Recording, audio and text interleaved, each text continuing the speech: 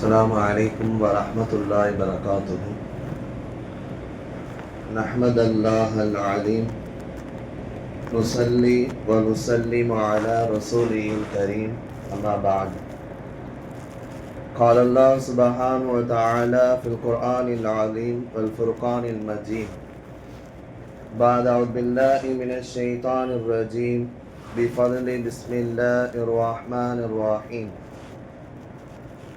وَلْتَكُمْ أُمَّتِي يَدْعُونَ إِلَى الْخَيْرِ وَيَأْمُرُونَ بِالْمَعْرُوفِ وَيَنْهَوْنَ عَنِ الْمُنْكَرِ وَأُولَئِكَ هُمُ الْمُفْلِحُونَ. صدق الله العليم. وقال نبينا محمد صلى الله عليه وسلم في حديثه الشريف: أدبوا أولادكم بثلاث خصال: حب نبيكم وحب أهل بيتكم وتلاوة القرآن وكما قال عليه الصلاة والسلام وتسليم. புகழ் அனைத்தும் எல்லாம் வல்ல அல்லாஹ் ஜல்லஷானு வ தஆலா ஒருவனுக்கே உரித்தாகட்டும். சலாத்தும் சலாமும் நம் உயிரினும் மேலான அருமை நாயகம் முஹம்மதுர் ரசூலுல்லாஹ் ஸல்லல்லாஹு அலைஹி வஸல்லம் அவர்கள் மீது, அவர்களின் நற்பாக்கியம் நிறைந்த உம்மத்தான நம் அனைவரின் மீதும், குறிப்பாக இந்த ஜும்மா நன்னாளில் ஒன்று கூடியிருக்கக்கூடிய நம் அனைவரின் மீதும் அல்லாஹ்வின் அன்பும் பேரருளும் என்றென்றும் நிறைவாக பரிபூர்ணமாக உண்டாகட்டுமாக. ஆமீன். கண்ணியமிக்க அல்லாஹ்வின் நல்லடியார்களே, பெரியோர்களே, அல்லாஹ்வுடைய மாபெரும் கிருபையால் புனிதமான இஸ்லாமிய மாதங்களின் இறுதி மாதமான துல்ஹஜ் மாதத்தினுடைய இறுதியிலே நாம் எல்லாம் இருக்கிறோம். இனி அடுத்து ஹிஜ்ரி புத்தாண்டு என்று சொல்லப்படக்கூடிய ஹிஜ்ரி 1447 48க்கு நாம் காலடி எடுத்து வைக்க போகிறோம். அல்லாஹ் எல்லாம் சிறப்பாக்கி தருவானாக. பள்ளிகள் எல்லாம், ஸ்கூல்கள் எல்லாம், காலேஜுகள் எல்லாம், மதர்சாக்கள் எல்லாம் திறந்த ஒரு நல்லதொரு சூழ்நிலையில் நம்முடைய பிள்ளைகளை நாம் எப்படி வழிநடத்த வேண்டும், அவர்களுக்கான ஒழுக்க போதனைகள், பண்பாடுகள், கலாச்சாரங்கள், இஸ்லாம் என்ன சொல்லி தருகிறது, ஒரு பெற்றோர் தங்களுடைய பிள்ளைகளை எப்படி வழிநடத்த வேண்டும், அவர்களை எப்படி ஒழுக்கத்தோடும் பண்பாடோடும் நல்ல தன்மைகளோடும் குணநலங்களோடும் உருவாக்க வேண்டும் என்பதை இந்த மார்க்கம் சொல்லி காட்டிருக்கிறது. வெறுமனே இபாதத்தை மட்டும் சொல்லி காட்டுகிற மார்க்கம் அல்ல இஸ்லாம், விளங்கிக் கொள்ள வேண்டும். தொழுவது, நோன்பு வைப்பது, ஹஜ் செய்வது, இது மட்டும் இஸ்லாம் அல்ல. இதை தாண்டி மனிதனுடைய குணநலங்களை, பண்பாடுகளை, அவன் ஒரு பிள்ளை எப்படி தன்னுடைய பெற்றோரிடத்தில், பெரியவர்களிடத்தில், தன்னுடைய வகுப்பு ஆசிரியரிடத்தில் நடக்க வேண்டும் என்பது குறித்தெல்லாம் அழகாக அல்லாஹ்வும் ரசூலும் நமக்கு அழகிய வழிகாட்டல்களை, முன்மாதிரியை நமக்கு தந்திருக்கிறான். குர்ஆனிலே எப்படி அல்லாஹ் தொழுகையை பற்றி சொல்லுகிறானோ, ஜகாத் ஹஜ்ஜை பற்றி எப்படி கூறுகிறானோ, ஒரு இடத்தில் இப்படி சமூக ஒழுக்கங்களை குறித்து, சமூகத்தில் பண்பாடுகளில், ஒழுக்கங்களில், நல்ல குணநலன்களில், தன்மைகளில் நாம் எப்படி இருக்க வேண்டும் அல்லாஹ் சொல்லுகிறான். வல்தக்கும் உம்மத்தை, ஒரு உம்மத்து ஆகியிருந்தது, யதுஊன இலல் கைரி, அவங்க நன்மையை ஏவிக்கொண்டே இருப்பாங்க, மக்களை நன்மை செய்யுமாறு தூண்டிக்கொண்டே இருப்பாங்க, நன்மை செய்யறதுக்கு ஆர்வப்படுத்துவாங்க. வயஅ்முரூன பில் மஅரூஃபி, நன்மையை ஏவுவார்கள். தம்பி, இதெல்லாம் நீ செய், இதெல்லாம் இஸ்லாத்தில் மார்க்கத்தில் இருக்கிறது, இதெல்லாம் அல்லாஹ் ரசூல் சஹாபாக்கள் நமக்கு கற்று தந்தது, இதெல்லாம் நீ செய். வயன்ஹவுன அனில் முன்கர், எதெல்லாம் தீமையோ பாவமோ அதெல்லாம் விட்டு நீ தவிர்ந்துக்கோ. உலாயிக்க, இவர்கள்தான் முஃப்லிஹூன், வெற்றியாளர்கள் என்பதாக அல்லாஹ் தன்னுடைய வசனத்திலே சொல்லி காட்டுவான். 3 செய்தி. ஒரு உண்மையான வெற்றியாளர்கள் யார் என்று சொன்னால், சமூகத்திலே பேரு புகழ் இருக்கலாம், பணங்காசுகள் இருக்கலாம், பதவி அந்தஸ்துகள் இருக்கலாம், சொத்து சுகங்கள் இருக்கலாம். இதெல்லாம் தாண்டி இந்த மாதிரி நீங்க இருக்கணும் என்பதாக அல்லாஹ் சொல்லி காட்டுகிறான். நன்மை விஷயத்தை மக்களுக்கு நீங்க தூண்டுங்க, அவங்களுக்கு சொல்லித்தாங்க, அவங்களுக்கு ஆர்வப்படுத்துங்க. இன்னொன்று, எதெல்லாம் இந்த மார்க்கத்திலே அல்லாஹ் ரசூல் சொல்லி காட்டினாங்களோ அதை அவங்களுக்கு ஏவுங்க.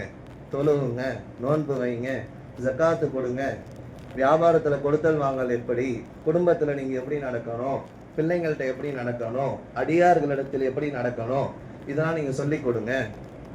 எதெல்லாம் பாவமான காரியமோ, எதெல்லாம் பெரும் பாவங்களோ, எதெல்லாம் இந்த மார்க்கத்தில் செய்யக்கூடாதோ அதெல்லாம் விட்டு நீங்கள் தவிர்த்துக்கோங்க. நன்மையான விஷயங்களை மக்களுக்கு ஆர்வப்படுத்தணும், அதை அவங்கள செய்ய வைக்கணும். கெட்டதை விட்டு மக்களை தவிர்ந்திருக்க வைக்கணும். இவங்க தான் யாருங்க? வெற்றியாளர்கள் என்பதாக அல்லாஹ் சொல்லி காட்டுவான். அந்த நல்வழியில் நம்முடைய பிள்ளைகளை நாம் உருவாக்க வேண்டும். நம்முடைய பிள்ளைகளை நல்ல பக்குவமாக மார்க்கத்தை, தீனை, அஹ்லாக் என்கிற நல்ல குணநலன்களை, ஒழுக்கங்களை சொல்லி நம்ம வளர்க்கணும். அதனால பெருமானா ஸல்லல்லாஹு அலைஹி வஸல்லம் சொல்றாங்க, ஹதீஸ்ல வருது, உங்களுடைய பிள்ளைகளுக்கு ஒழுக்கத்தை நீங்கள் கற்றுக் கொடுங்கள். அத்திபு அவுலாதக்கும். அது ஒரு 3 வகையா, 3 குணநலன்களா அந்த இருக்கு அந்த ஒழுக்கம். ஒன்று, ஹுப்பு நபியுக்கும், உங்கள் நபியின் மீது எப்படி பிரியமா பாசமா நடக்கணும் சொல்லி கொடுங்க. உப்பு அஹ்லி பைத்திக்கும், அவங்களுடைய குடும்பத்தார்களா இருக்கக்கூடிய நபியுடைய குடும்பத்தார்களை எப்படி பிரியப்படணும் சொல்லி கொடுங்க. குர்ஆனை உங்களுடைய பிள்ளைகளுக்கு நீங்க கற்றுக் கொடுங்க. இந்த 3 குணங்களை உங்களுடைய பிள்ளைகளுக்கு சிறிய வயதிலிருந்தே கற்றுக் கொடுத்து வளர்த்தால்தான் பிற்காலத்தில் அவர்கள் சிறந்த சமுதாயமாக வெளிவருவார்கள் என்பதை அழகாக சொல்லி காமிச்சாங்க. ஒழுக்க போதனைகளை யார் மீது எப்படி பிரியம் வைக்கணும், நபியின் மீது, நபியின் குடும்பத்தின் மீது. குர்ஆனை கற்றுக்கொள்ளுங்கள், நீங்களும் கற்றுக்கொள்ளுங்கள், பிறருக்கும் கற்றுக் கொடுங்கள், அழகாக சொல்லி காண்பித்தார்கள். அதனால பெருமானா ஸல்லல்லாஹு அலைஹி வஸல்லம் குர்ஆன்ல பாருங்க, கிட்டத்தட்ட 114 அத்தியாயங்கள் இருக்கு, 114 சூறாக்கள் இருக்கு. அல்லாஹ் நிறைய செய்திகளை, நிறைய விஷயங்களை பொதுவாகவும் சொல்லுவான், தனிப்பட்ட முறையில் சொல்லுவான், சில நபிமார்களுடைய அத்தியாயங்கள் வைத்தும் சொல்லுவான். உதாரணமாக இப்ராஹிம் அலைஹிஸ்ஸலாம் அவர்களை குறித்து ஒரு அத்தியாயமே இருக்கு. முஹம்மது ரசூலுல்லாஹி ஸல்லல்லாஹு அலைஹி வஸல்லம் அவங்க குறித்து ஒரு அத்தியாயமே இருக்கு. யூசுப் அலைஹிஸ்ஸலாம் குறித்து ஒரு அத்தியாயமே இருக்கு. யூனுஸ் நபியை குறித்து ஒரு அத்தியாயமே இருக்கு. போர்கள் விஷயம் சம்பந்தமாக அல்லாஹ் பேசுகிறான், உதாரணங்களை குறித்து அல்லாஹ் பேசுகிறான், குடும்பத்தை குறித்து பேசுகிறான், அலால் ஹராம் விஷயத்தை குறித்து பேசுகிறான். சொல்லிவிட்டு வந்து ஒரு இறை நேசருடைய, ஒரு நல்லவருடைய, அவரும் அவருடைய பிள்ளையும் எப்படி நடந்துக்கிட்டாங்கன்னு சொல்லி ஒரு சூறாவில், ஒரு அத்தியாயத்தில் அழகாக அவங்க 2 பேர் எப்படி நடந்துக்கிட்டாங்க, தந்தை சொல்ல சொல்ல பிள்ளை கேட்டுக்கொண்டதை அல்லாஹ் பதிவு செய்கிறான். லுக்மான் அலைஹிஸ்ஸலாம், உலமாக்களுடைய மார்க்க அறிஞர்களுடைய ஏகோபித்த கருத்தின்படி லுக்மான் அவர்கள் ஒரு நபி அல்ல, ஒரு நல்ல பண்பாட்டாளர், ஒழுக்கமுள்ளவர், சில அரசவைகளில் சில விஷயங்களில் பதவி பொறுப்பெல்லாம் நிர்வாகம் செய்தவர்கள், சிறந்த அந்த மனிதர் தன்னுடைய பிள்ளைக்கு, தன்னுடைய மகனாருக்கு அழகாக சொல்லித் தருகிறார்கள். இது கால லஹு லுக்மானு லி இப்னிஹி, குர்ஆன்ல வருது, அத்தியாயம் 21ஆம் ஜுஸுல. லுக்மான் அலைஹிஸ்ஸலாம் தன்னுடைய மகனாருக்கு கூறுகிறார்கள், வஹுவ யஈலுஹு, நன்மையை நாடியவர்களாக உபதேசம் செய்கிறார்கள். லா துஷ்ரிக்கு பில்லாஹ், மகனே நீ அல்லாஹ்வுக்கு இணை வைக்காத, மகனே நீ பெற்றோரை பேணி அவர்களுக்கு பணிவிடை செய். யா புனைய, யா புனைய, என் அன்பு மகனே, செல்ல மகனே, அழகாக கூறுகிறார்கள். அல்லாஹ் அப்படியே பதிவு செய்கிறான். ஒரு 2-3 பக்கங்கள் இது குறித்து அல்லாஹ் பேசுவான். உனக்கு என்ன தேவையோ அல்லாஹ் உனக்கு அதை கொடுப்பான், நீ அவசரப்படாத, உன்னுடைய மார்க்கத்திலே நீ நிலையாக இரு. யா புனைய அகிமி ஸலாத்த, தொழுகையை நீ கரெக்டாக தொழுகு. யா புனைய வஅமுரு பில் மஅரூஃப், நன்மையை நீ ஏவு. வஸ்பீர் மா அசாபக்க, உனக்கு எதெல்லாம் ஏற்படுகிறதோ கஷ்ட காலங்களில், அல்லது என்னென்ன பிரச்சனைலாம் வருதோ, உனக்கு யார் யாரெல்லாம் இடையூறு பண்ணுறாங்களோ, சஞ்சலங்கள் ஏற்படுத்துகிறாங்களோ, நீ வஸ்பீர், நீ பொறுமையாயிரு, நீ பெருமை அடிக்காத. குர்ஆன் அப்படியே அழகா எல்லா அத்தியாயங்கள்ல பேசுறான். மக்கள் யாராவது உன்கிட்ட பேச வந்தா, வலா துஸாயிர் ஹத்தக லின்னாஸ், உன் தலையை திருப்பிக்காத, அவங்கள்ட்ட என்னன்னு கேளு. பூமியில பெருமையா நடக்காத. வலா தம்ஷி ஃபில் அர்லி மருஹா, பூமியில தட்டி தட்டி பெருமை என்கிற அந்த இது குணத்தோட நடக்காத, பணிவா நட. இப்படி அழகான விஷயங்களை தன்னுடைய பிள்ளைக்கு லுக்மான் அலைஹிஸ்ஸலாம் சொல்லி கொடுத்து அழகாக வளர்க்கிறார்கள். குர்ஆன் அந்த சம்பாஷணையை அழகா அல்லாஹ் பதிவு செஞ்சு காமிக்கிறான். நம்மளுடைய பிள்ளைங்களுக்கு இதெல்லாம் சொல்லி தரணும். நேரம் ஒதுக்கி உளவியல் என்கிற அவங்களோட உள்ளத்தோடு நாம் நேரம் கொடுத்து அவங்களுக்கு சில மார்க்க விஷயங்களை சொல்லி கொடுக்க நம்ம மீது கடமை. குர்ஆன்ல 40 வயது ஆயிடுச்சுன்னா நீங்க உங்க பிள்ளைகளுக்காக இப்படி துவா செய்யுங்க. வா அஸ்லிஹ் லி ஃபீ துர்ரியதி, யா அல்லாஹ் என்னுடைய சந்ததியை நீ சீர்திருத்தம் செய்வாயாக. எப்படி அல்லாஹ் கேட்க சொல்றான்? 40 வயசு ஆயிடுச்சு, உங்களுடைய பிள்ளைகளை முன்னேற்ற பாதையில் நீ கொண்டு சேர்க்கணும். நிறைய பேருக்கு நிறைய ஆசை, என் பிள்ளை டாக்டர் படிக்கணும், இன்ஜினியர் படிக்கணும், நிறைய பணம் காசுகள் அல்லது கடனாக வாங்கி நம்ம கட்டி அவனை படிக்க வைப்போம். அவனுக்கு என்ன தேவை இருக்கு அதை நம்ம பார்க்கணும். எல்லாருக்கும் அந்த ஆசை உள்ளது தான். படிக்க வைக்கணும் தான், ஈருலக கல்வியும் படிக்க வைக்க வேண்டும் தான், தீனுக்கு அதிகமாக முக்கியத்துவம் கொடுக்க வேண்டும் என்பதை இந்த மார்க்கம் நமக்கு சொல்லித் தருது.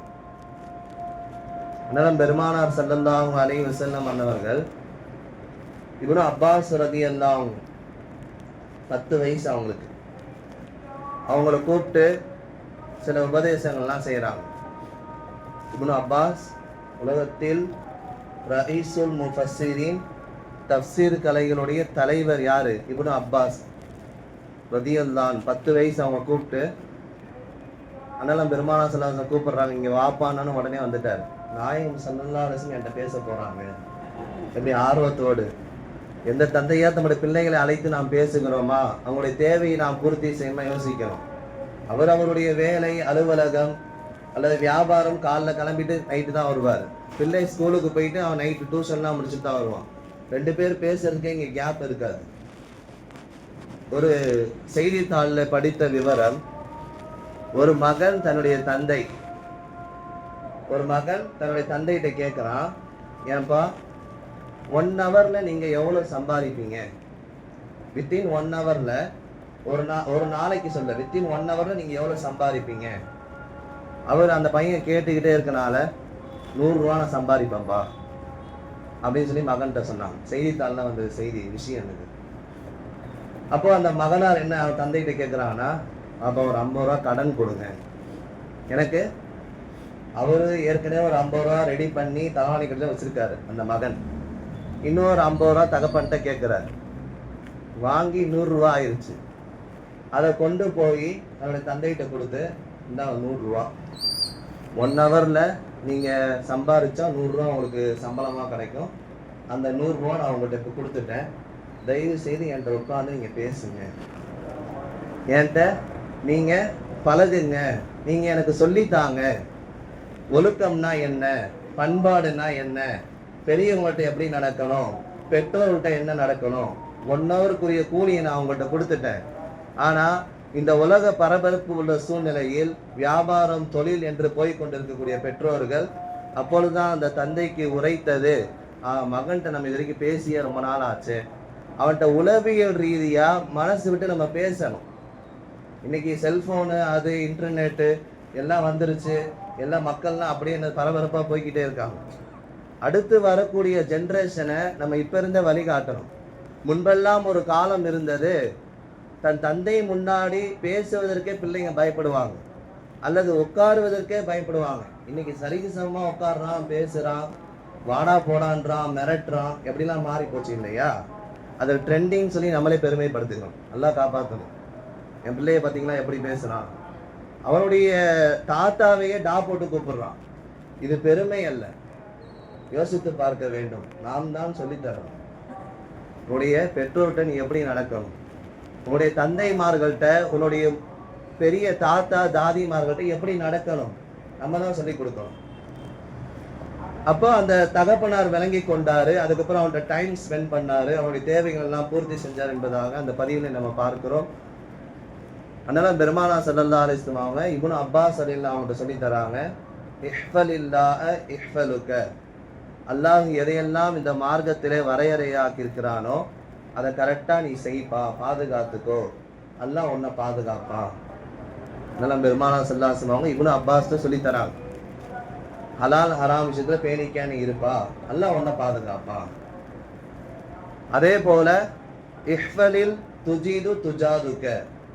நீ சில விஷயங்களை சரியான முறையில் நேரான பாதையில் நீ போனினா நீ கண்டிப்பா அல்லாஹ்வை அடைவ. மார்க்கம் சொன்ன முறைப்படி அக்லாக்கோடு நற்குணங்களோடு நீ இருந்தீனா, தாய் தந்தை சொன்னபடி நீ இருந்தீனா கண்டிப்பா நீ அல்லாஹ்வை அடையக்கூடிய பாக்கியம் கிடைக்கும். நீ இதா சஅல்த ஃபஸ்அலில்லாஹ், நீ எதை கேட்டாலும் அல்லாஹ்ட்ட கேளு. இதஸ்தஅன்த ஃபஸ்தஈன் பில்லாஹ், நீ உதவி உனக்கு வேணும்னா அல்லாஹ்ட்ட உதவி தேடு. உலகமே சேர்ந்து எல்லா மக்களும் உனக்கு ஒரு நன்மை செய்ய நாடினாலும் அல்லாஹ் நாடினா மட்டும்தான் நடக்கும். உலகமே சேர்ந்து உனக்கு ஒரு தீமை செய்ய நாடினாலும் அல்லாஹ் நாடினா மட்டும்தான் நடக்கும். இப்படி அழகான ஒரு பொன் வரிகளை இப்னு அப்பாஸ் ரலியல்லாஹு அவங்க சொல்லி தராங்க. பிற்காலத்தில் இப்னு அப்பாஸ் ரலியல்லாஹு அவங்க வளர்ந்து வந்து பெரியவர்களாகி இன்னைக்கு ரஈசுல் முஃபஸ்ஸிரீனாக தஃசீர் கலையினுடைய தலைவராக இருக்கக்கூடிய அவங்க சொல்றாங்க, இன்னைக்கும் நான் அதை கடைபிடித்து வருகிறேன் சொல்லி காட்டுறாங்க. அப்போ நம்முடைய பிள்ளைகளை வார்த்தெடுக்கிற விதம், அவர்களுக்குள்ள ஒழுக்கங்கள் அல்லது எப்படி பழகணும், இன்னைக்கு பெரியவர்களுக்கும் சரி அல்லது பள்ளிக்கூடங்களில் மதரசால் நடத்தக்கூடிய ஆசிரியரும் சரி சில மரியாதைகள் எல்லாம் பிள்ளைகள் கொடுப்பது கிடையாது. ஆனால் அதே இப்னு அப்பாஸ் ரலியல்லாஹு அன்ஹுவர்களை வைத்து ஸைத் இப்னு சாபித் ரலியல்லாஹு அன்ஹு அவங்கள்ட்ட போய் அவங்கள பார்க்க போறாங்க. யாரு? இப்னு அப்பாஸ் ரலியல்லாஹு அன்ஹு.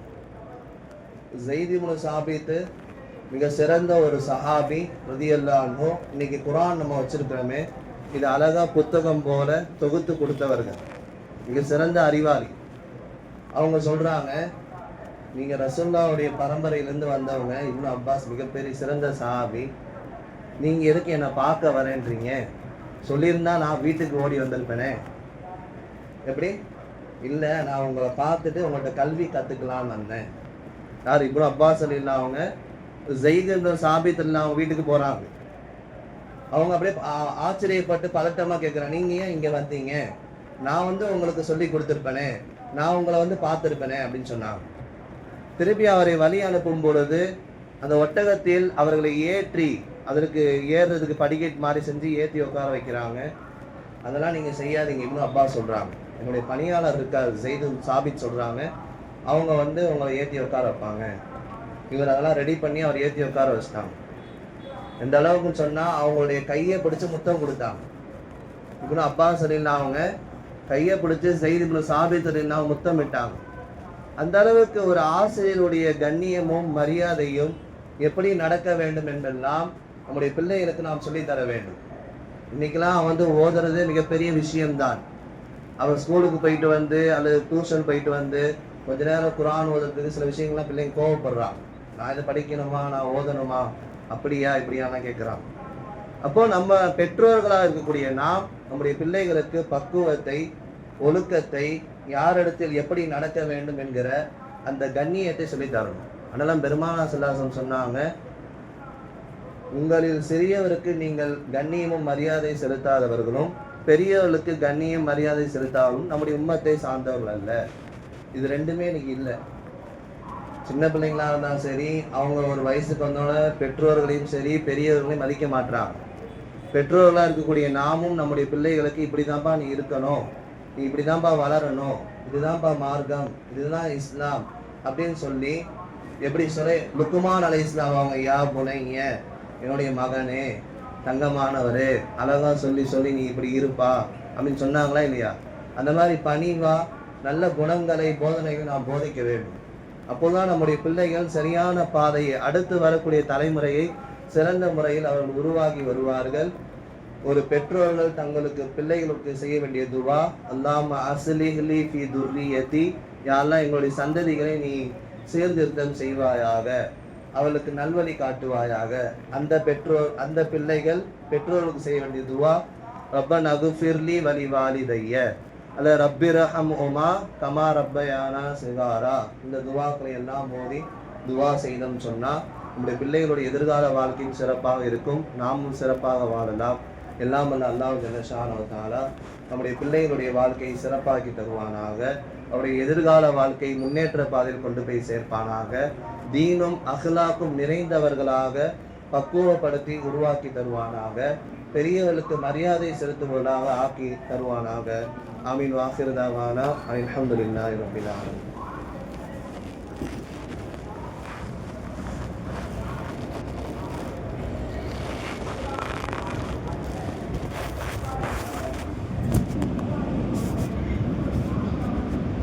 السلام عليكم ورحمة الله وبركاته.